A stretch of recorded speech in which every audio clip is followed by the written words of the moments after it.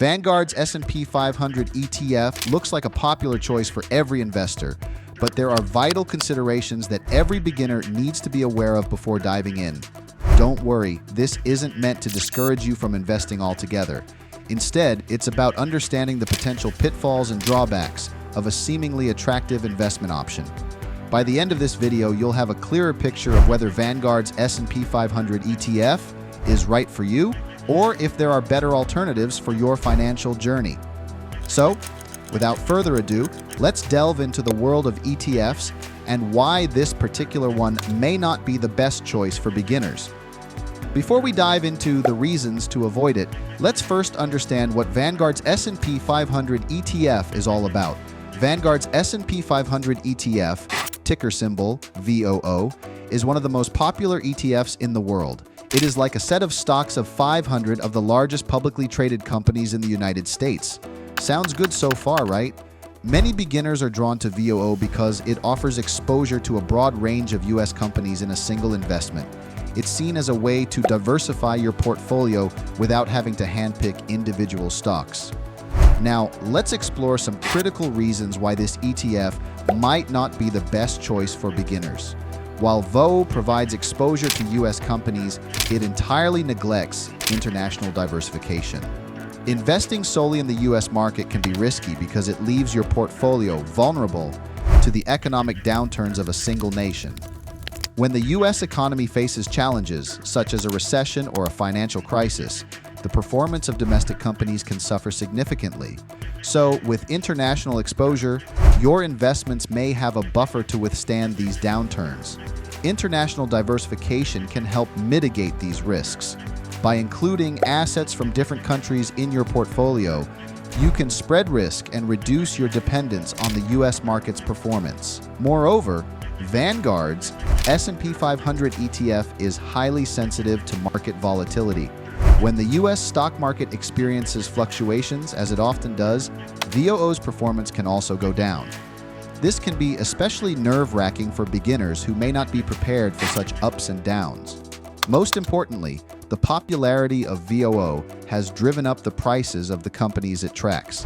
This could potentially lead to overvaluation concerns, meaning you might be buying stocks at inflated prices, which could harm your long-term returns. In recent years, there has been a significant rise in interest in passive investing, including ETFs like VOO. As more investors channel their funds into these vehicles, the prices of the underlying stocks within the S&P 500 can become detached from their true intrinsic values.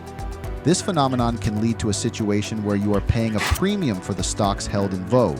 What will happen if you invest in an overpriced ETF? When stocks are overvalued, they may not have much room to grow, and there is a higher risk of price corrections. If a market correction occurs, it can result in declining prices of these overpriced stocks, potentially leading to losses for investors. Also, VOO is heavily concentrated in mega-cap stocks, particularly in the technology sector. While these companies have shown remarkable growth, they can also be prone to market corrections that could negatively impact your investment. Mega-cap stocks are the largest publicly traded companies in the market, and they often receive significant attention from investors and the media. Companies like Apple, Microsoft, Amazon, and Alphabet dominate the holdings of VOO. While these companies have been highly successful and influential, they are also not safe from market volatility.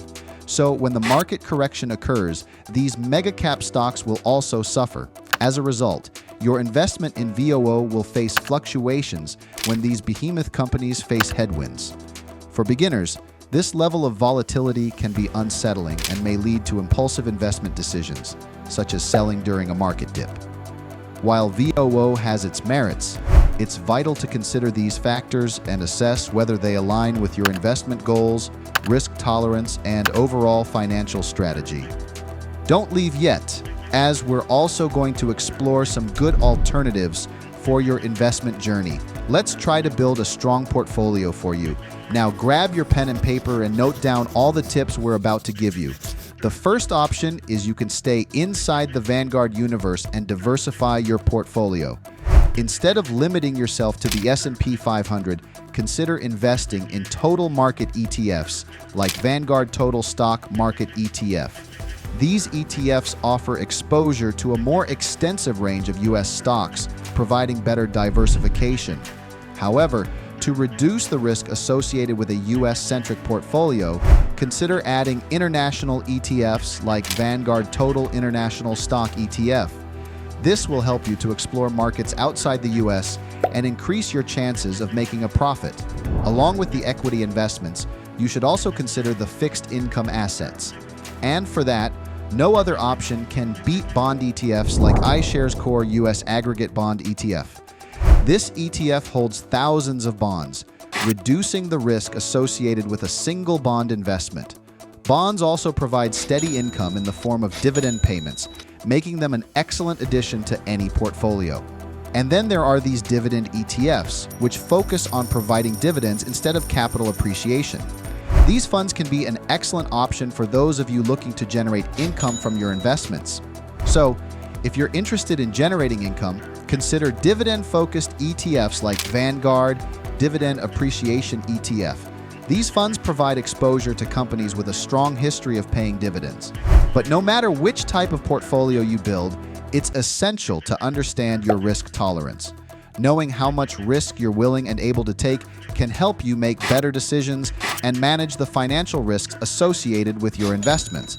It's important to remember that risk tolerance isn't a static number. It changes depending on factors like age, portfolio size, and financial goals. You ask how? Well, let's break it down. Typically, younger investors have a higher risk tolerance because they have more time to recover from any potential losses.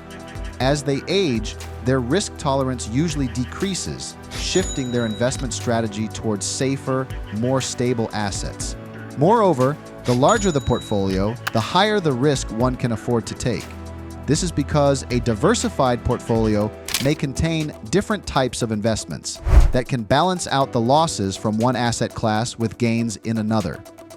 Your financial goals also play a significant role in determining your risk tolerance.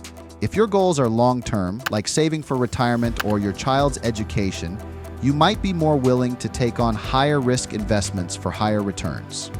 On the flip side, if you're saving for a short-term goal, like a vacation or a car, you might prefer safer investments that ensure your money is there when you need it.